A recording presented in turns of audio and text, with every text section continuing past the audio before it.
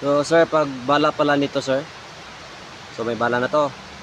So 10 pieces lang po. 10 rounds lang yung ilagay mo na bulitas na steel ball. So ganyan mo lang pag magbala ka sir. Maglagay ka ng bala. Then ganyan lang oh. Dapat nakaganyan sir oh. Ganyan lang siya.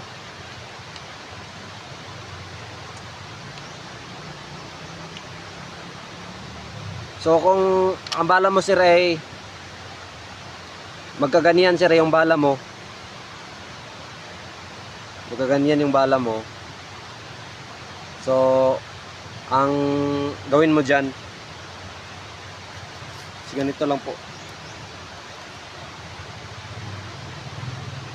So itulak mo itong nasa likuran niya. Then itulak mo dito, yan. Para yan. Dapat ganyan po. Hindi to yung pag ganyan. Hindi dapat ganyan. Dapat na naka-align po siya. So ganyan oh. Dapat naka-atras po yung bala niya. So dyan. So ito yung labasan ng bala. So try natin. Mga ano lang sir, 15 rounds, 15 meters lang po yan. Kasi yung pwesto ko is may bahay na po. Saka may natutulog na bata. So dito lang tayo sa 15 meters. So try natin po. Mga 10 rounds po yan.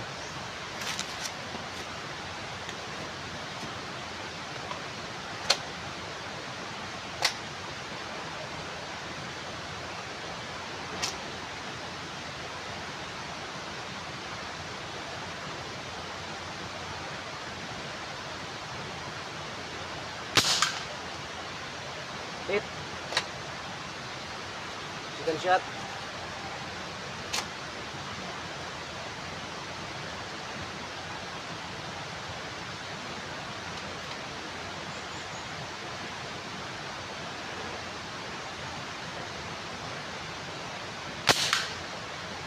Hit. Third shot.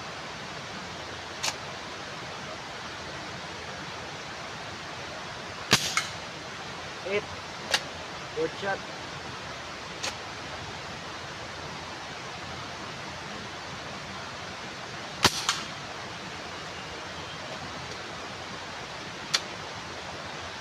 Hit din, then fifth shot.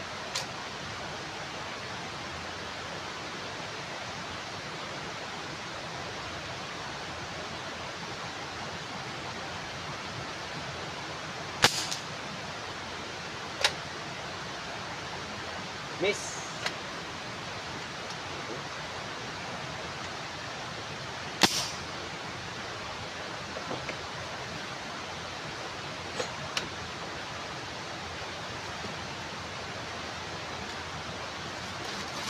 So konti lang bala pang nilagay ko. Yung pabala sir no. So sir, baka magtaka ka nga may bala na nakalagay sa ilalim. So hindi yan bala sir. So ano po yan, tuser niya. So silver steel ball po siya. So dyan ko inattach yung spring para siya yung maging tuser sa mga steel ball, mga bala. So wag mo nang kunin yan sir kasi yan po yung tuser. Baka magtaka ka ba na bakit may bala pa na hindi nakalabas. Pero hindi po yan kasali sa bala sir ha. So 10 rounds lang yung ilagay mo sir. Para di ma-weak yung spring kasi yung spring nito is spring ng laruan ko na airsoft. Yung spring type.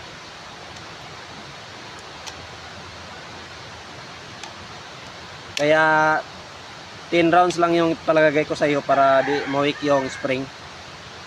Kasi pag ma-weak yung spring, di talaga lalabas lahat.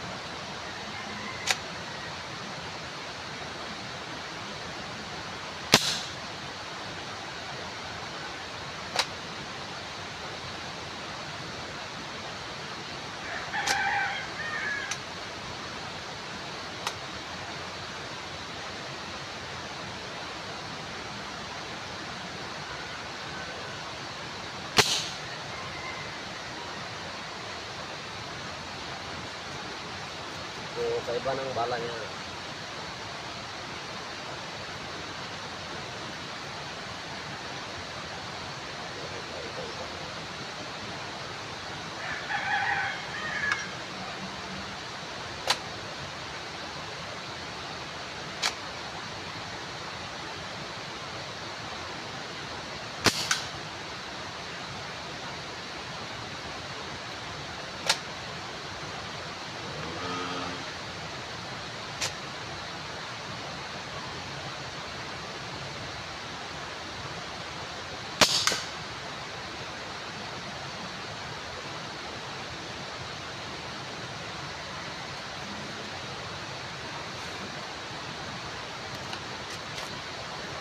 So, tignan natin, sir, kung ano yung tama ng bala, yung accuracy niya.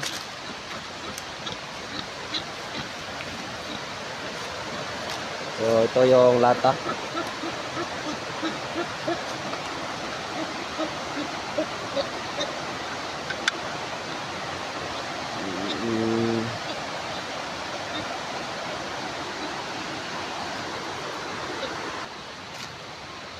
So, yan lang po, sir. So, ito yung laruan mo.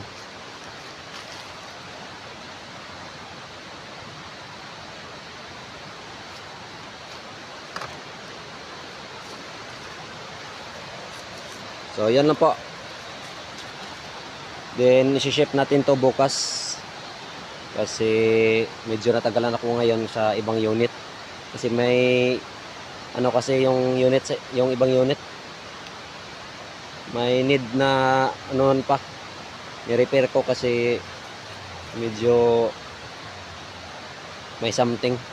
So, yung iba, yung sa'yo, okay naman. So, kitaan mo naman siguro, no? Yung tama niya. So, malakas naman siya sa, ano, sa 15 rounds, 15 meters. So, yan po yung target natin. So, medyo malayo po siya. So, yan na po.